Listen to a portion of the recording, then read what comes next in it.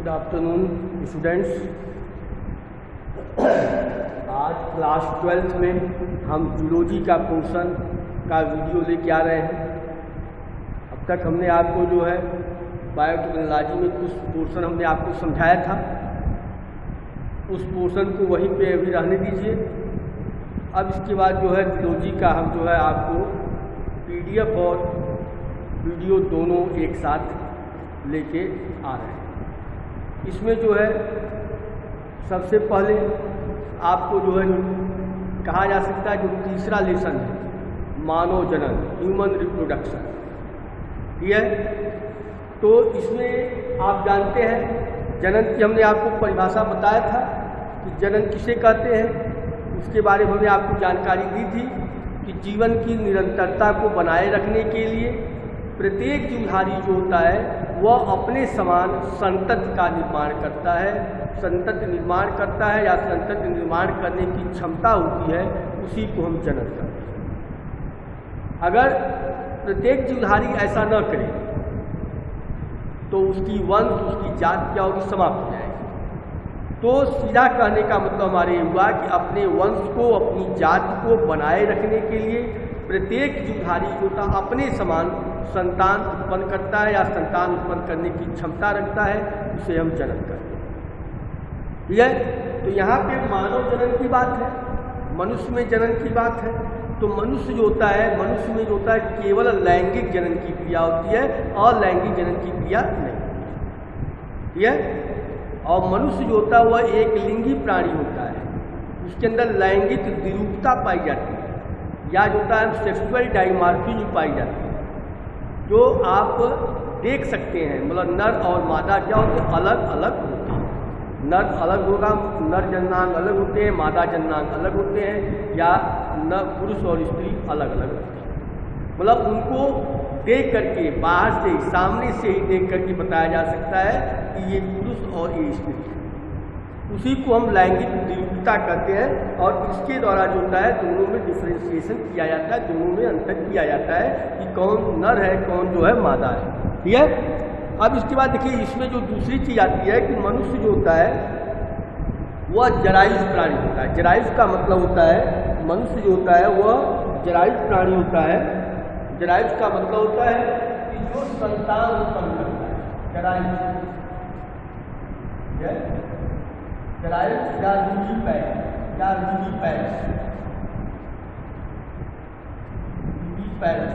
तो मनुष्य जो होता है वह जरायुज प्राणी होता है, वह संतान उत्पन्न करने का काम करता है।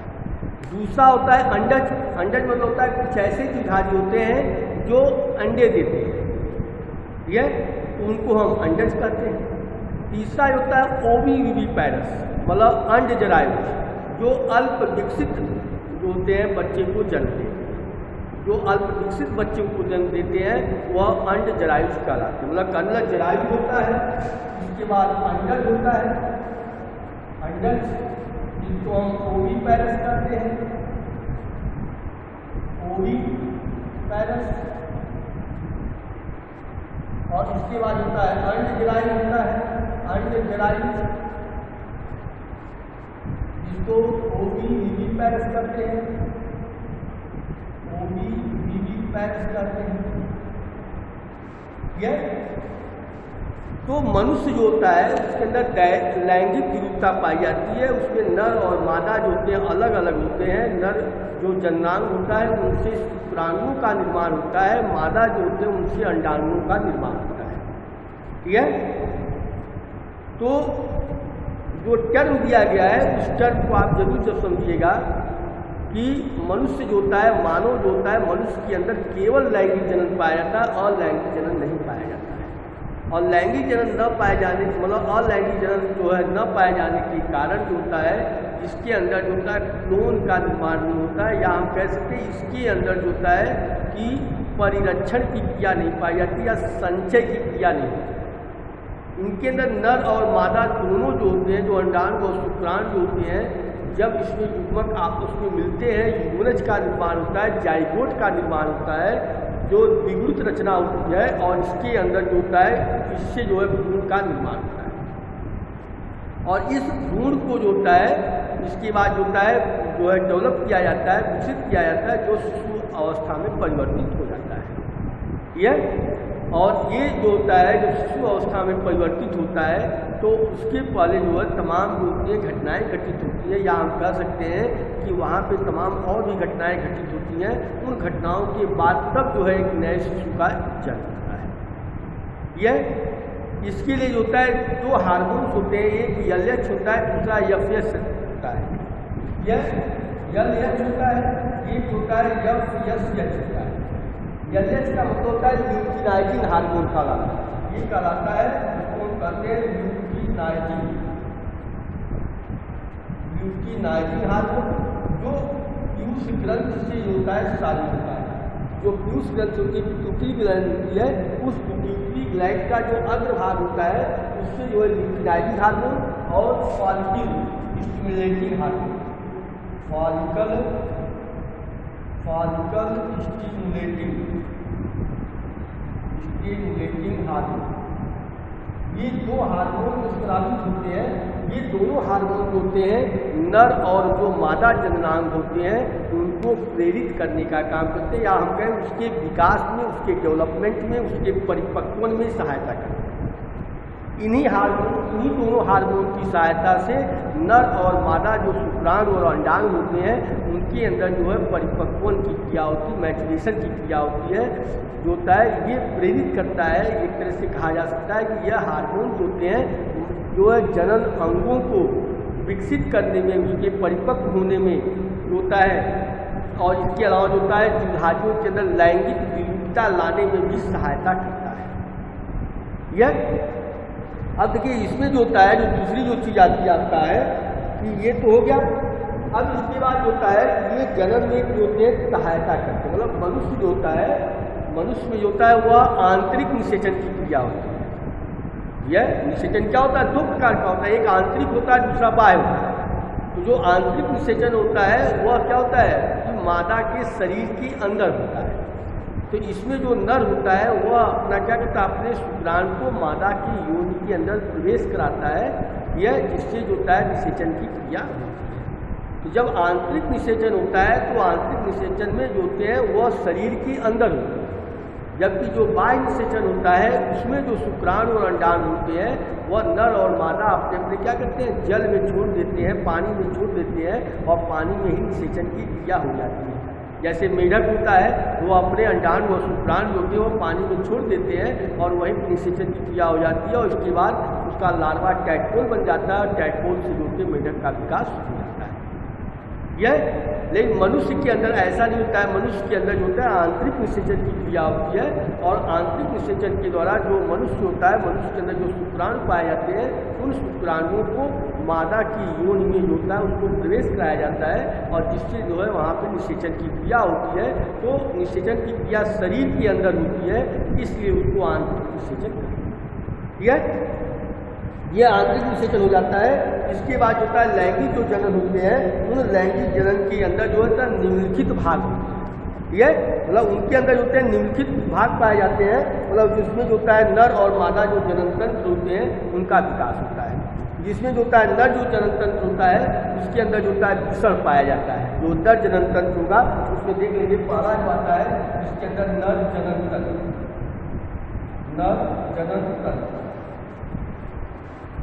या इसको पढ़ने से पहले ये समझ लीजिए कि जो होता है कि जो नर और मादा जो होते हैं, या हम कहें कि जो पुरुष और जो होते हैं स्त्री होते हैं, तो पुरुषों और स्त्रियों में जो होता है यौनारंभ जो होता है क्रिया।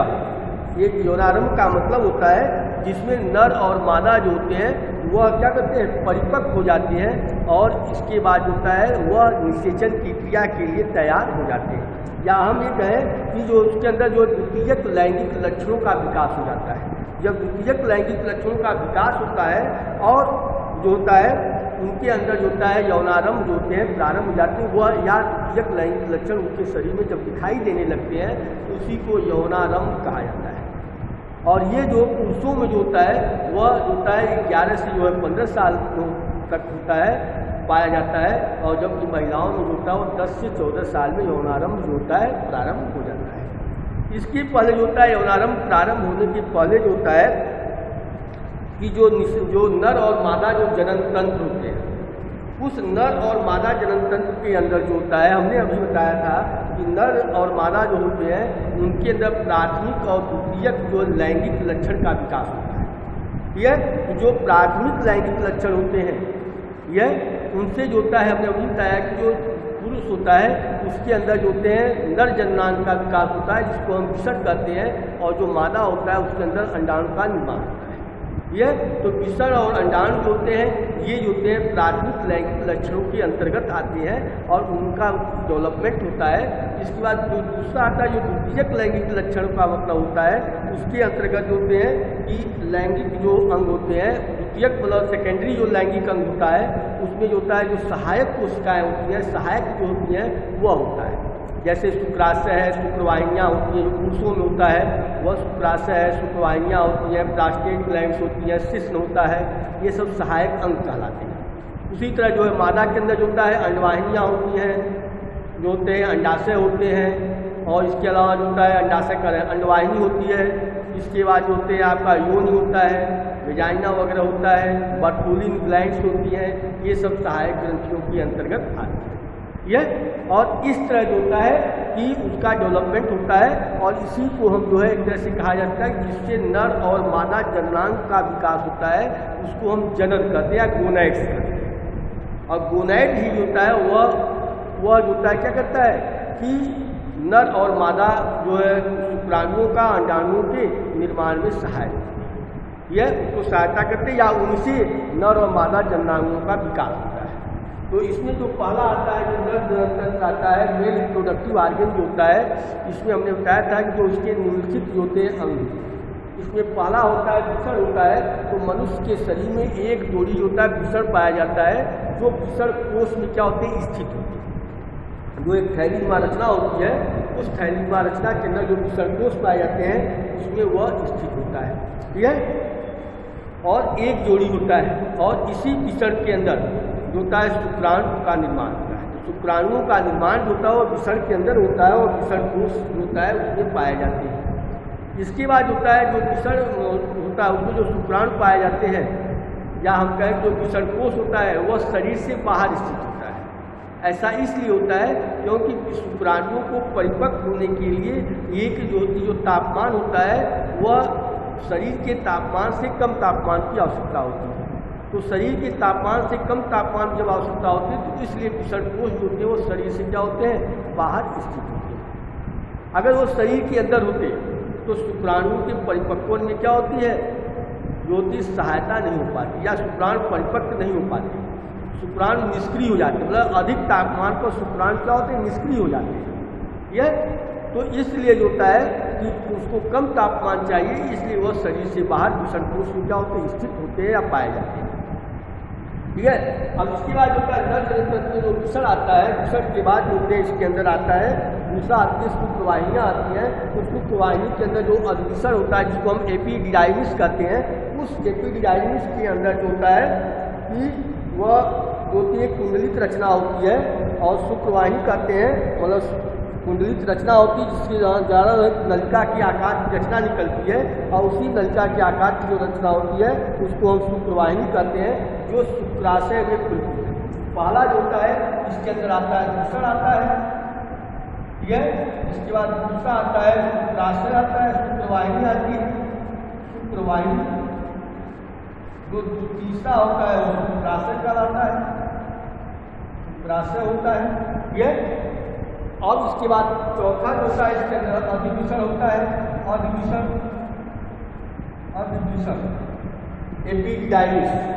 यह इसके बाद जो होता है इसके अंदर पांचवा होता है अस्खलन नलिका होती है, अस्खलन नलिका, अस्खलन नलिका होती है। इसके बाद मूत्र मार्ग होता है, शिश्न होता है, इसके बाद आता है मूत्र मार्ग, इसके बाद शिश्न,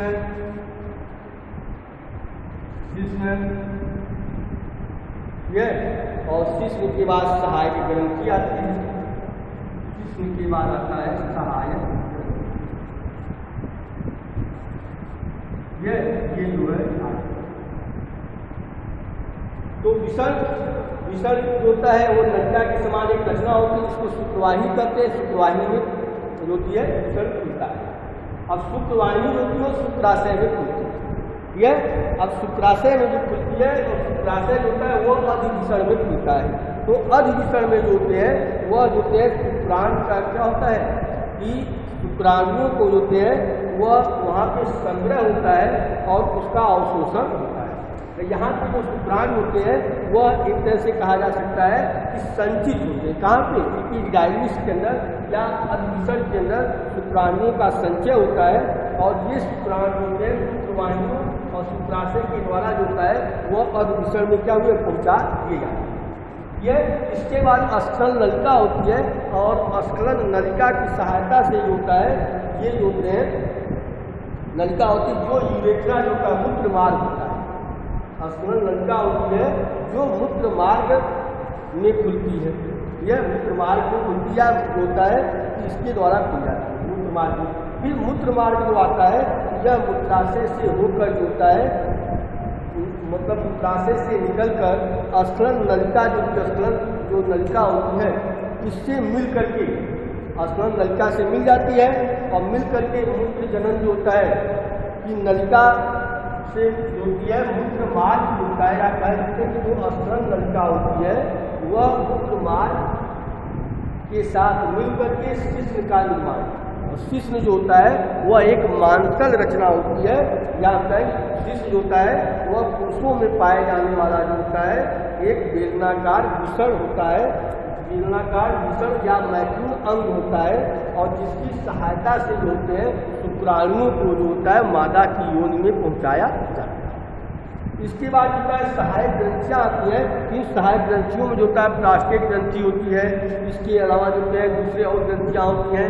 ये प्लास्टिक वगैरह जो ग्रंथियाँ होती हैं वह शुक्राणुओं को एक स्थान से दूसरे स्थान तक ले जाने में, उसके संचयन में, उसके परिपक्वन में क्या करती है सहायता करती है। तो उसके संचयन करना, उसका परिपक्वन करना, उसका मैचुरेशन करना, ये सब काम जो होता है वह सहायक ग्रंथियों के द्वारा होता है। ठीक है, तो आज यहीं तक। अगले दिन जो है दूसरा जो है सिस्टम हम आपको समझाएंगे। धन्यवाद।